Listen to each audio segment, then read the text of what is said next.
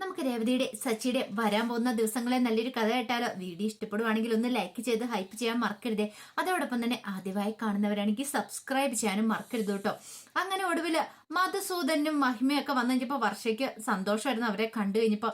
പക്ഷെ പിന്നീട് മഹിമയ്ക്ക് മഹിമയെ മധുസൂദനെ വിഷമിപ്പിച്ചുകൊണ്ടാണ് വർഷ ആ കാര്യങ്ങളൊക്കെ പറയണേ. എനിക്ക് ഈ കുഞ്ഞിനെ വേണ്ടാന്നൊക്കെ. അതെല്ലാം കേട്ടുകഴിഞ്ഞപ്പോ മധുസൂദനൻ പറഞ്ഞു, മോളെ നീ ഇത് എന്താ ഇങ്ങനെയൊക്കെ പറയണേ? എന്നെ കൊണ്ട് പറ്റില്ലച്ചാ പ്രസവിക്കാനായിട്ട്. ഇവിടെ എല്ലാരും ഭയങ്കര പ്രതീക്ഷയില്ല.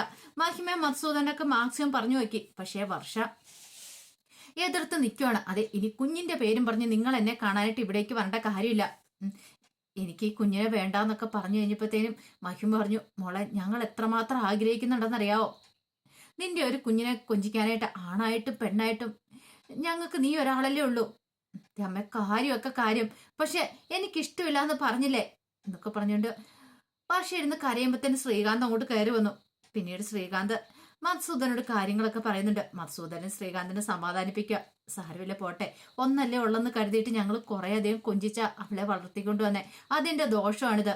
ഒരിക്കലും ഞങ്ങൾ അങ്ങനെയൊന്നും ചെയ്യാൻ പാടില്ലായിരുന്നു എനിക്കിപ്പോ തോന്നുന്നുണ്ട്.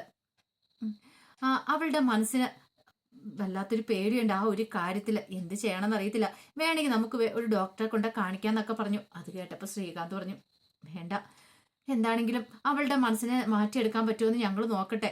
ഇവിടെ രേവതി അടുത്തേക്കാണെങ്കിൽ എപ്പോഴും വർഷയുടെ കൂടെ തന്നെയാണ്. വർഷയുടെ ഓരോ കാര്യങ്ങളും സാധിച്ചു കൊടുക്കുന്നുണ്ട്. എന്ത് വേണ്ടതെന്ന് വെച്ചാൽ അതെല്ലാം സാധിച്ചു കൊടുക്കുകയാണ്. വർഷ ഇങ്ങനെയൊന്നും ആയിരുന്നില്ല. ഇതിനേക്കാൾ അപ്പുറത്തെ സ്റ്റേജ് ആയിരുന്നു. ആ കുഞ്ഞിനെ ഇല്ലാതാക്കണമെന്ന് പറഞ്ഞ് എന്തൊക്കെ പ്രശ്നങ്ങൾ ഉണ്ടാക്കിയതാണെന്നറിയാവോ? പക്ഷെ ഇവിടം വരെ എത്തി. ഇനി അങ്ങോട്ട് മുന്നോട്ട് പോയാൽ മതിയായിരുന്നു. പറ്റുമെങ്കിൽ അവളെ ഒന്ന് ഉപദേശിച്ചിട്ട് പോകാൻ നോക്ക് എന്ന് പറഞ്ഞു. മധുസൂദനും മഹിമയ്ക്കൊക്കെ എന്ത് ചെയ്യാൻ പറ്റും? ചെയ്യുന്നതിനൊരു പരിധിയുണ്ടല്ലോ. എന്താണെങ്കിലും രവീന്ദ്രൻ ഒരു കാര്യം ബോധ്യപ്പെട്ടു. മധുസൂദന് നല്ല മാറ്റമുണ്ട്. മുമ്പത്തെ പോലെ ഒന്നല്ല. അയാൾ അഭിനയിക്കുന്നൊന്നും അല്ല എന്നുള്ള കാര്യം മനസ്സിലായി. അങ്ങനെ അവിടെ വിസിറ്റ് കഴിഞ്ഞിട്ട് തിരികെ പോയി. ആ സമയത്ത് രേവതിക്ക് സച്ചിക്കും ഇടയിൽ പ്രശ്നങ്ങൾ ഉടലെടുത്ത് കഴിഞ്ഞിട്ടുണ്ടായിരുന്നു. പിറ്റേ ദിവസം ആണെങ്കിലും രേവതിയോട് ശരിക്കും മിണ്ടാനൊന്നും സച്ചി കൂട്ടാക്കില്ല. കാരണം ദേവുവിന്റെ പ്രശ്നമായിരുന്നു. കാരണം തലേ ദിവസം മദ്യപിച്ച് വന്ന് പ്രശ്നം ഉണ്ടാക്കി. പിറ്റേ ദിവസം ആയി കഴിയുമ്പോൾ എല്ലാം ശരിയാവുമെന്ന് രേവതി കരുതി. പക്ഷെ എങ്കില് രേവതി ആഹാരം എടുത്തു കൊടുത്താൽ പോലും സച്ചി കഴിക്കില്ലെന്നായി. അതുപോലെ ദേഷ്യവും കാര്യങ്ങളൊക്കെ ആയിരുന്നു സച്ചിക്ക്. കാരണം ദേവുവിന്റെ കാര്യത്തില് രേവതി എടുത്ത നിലപാട് അത് സച്ചിക്ക് അങ്ങോട്ട് സഹിക്കാൻ പറ്റുന്നില്ല.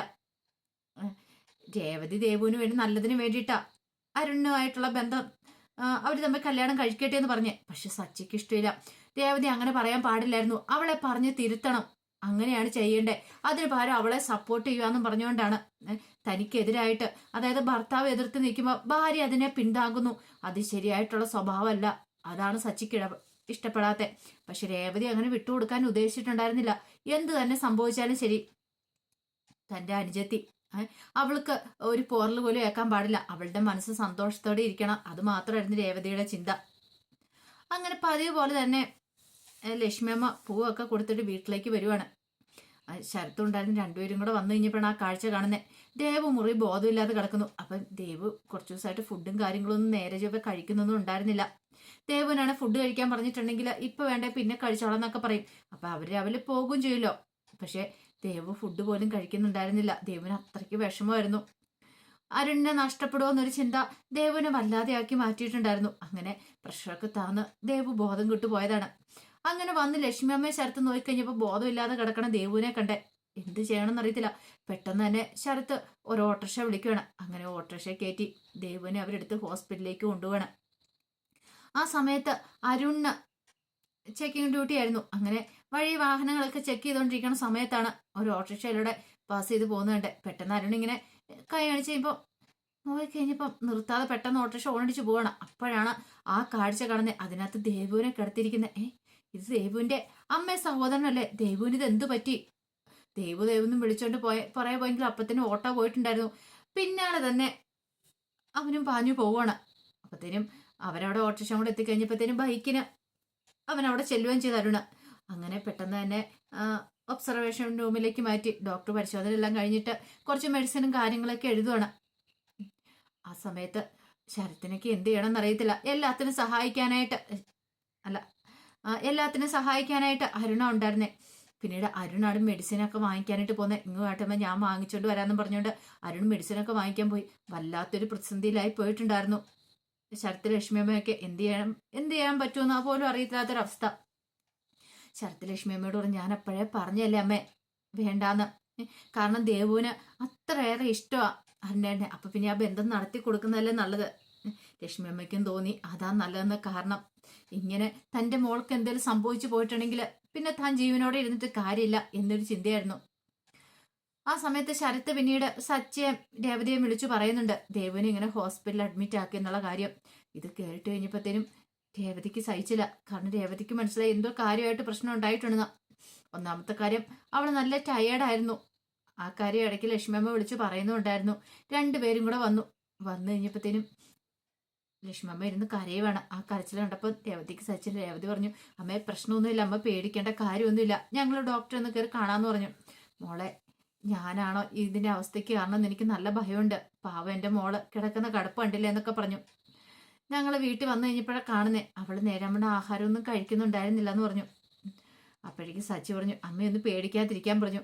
അപ്പോഴാണ് അരുണിന്റെ വരവ്. മെഡിസിൻ വാങ്ങിക്കൊണ്ട് ഇതാമ്മയെ മെഡിസിൻ എന്ന് പറഞ്ഞിട്ട് മെഡിസിൻ അങ്ങോട്ട് കൊണ്ടു കൊടുക്കുവാണ്.